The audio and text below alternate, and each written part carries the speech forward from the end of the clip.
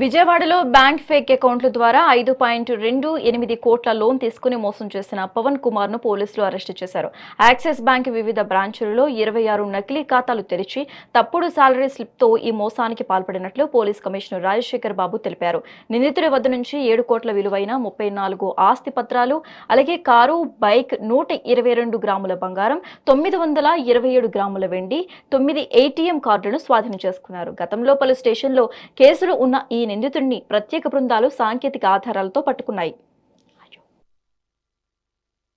5.6 crores something like that he has cheated 5 crores and order అతను cheat చేశాడు. దాని తర్వాత ఈ అమౌంట్ యూజ్ చేసుకొని మాకు తెలిసింది ఇక్కడ యాక్సిస్ బ్యాంక్దే, కానీ ఇలాగే ఇంకా సస్పిషన్ ఏంటంటే ఇంకొక కేసు కూడా ఉంది ఇతని మీద.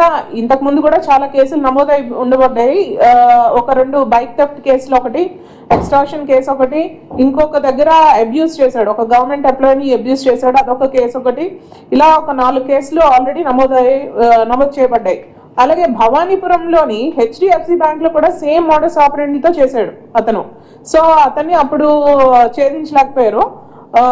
ఆ కేసు అక్కడ బ్యాంక్ చీట్ చేయబడిన బ్యాంక్ ఏంటంటే HDFC బ్యాంక్. సో అది కూడా ఇప్పుడు మళ్ళీ మేము చూస్తాము during the course of investigation we have come across that అది కూడా ఒక కేసు ఉందని.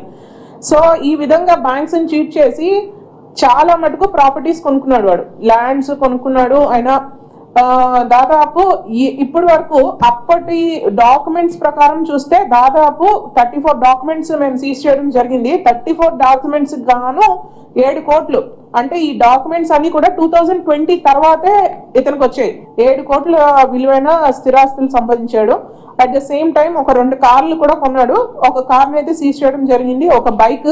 అలాగే అతని దగ్గర అతని పొజిషన్ లో 122 గ్రామ్స్ గోల్డ్, 927 గ్రామ్స్ వెండి, సిల్వర్, అది అతని ప్రాపర్టీ సంపాదించిన. అది కాకుండా చాలా ATM కార్డ్స్ దొరికాయి to prove that he is used to opening such type of mule accounts. దాదాపు 5.6 crores something like that he has cheated 5 crores.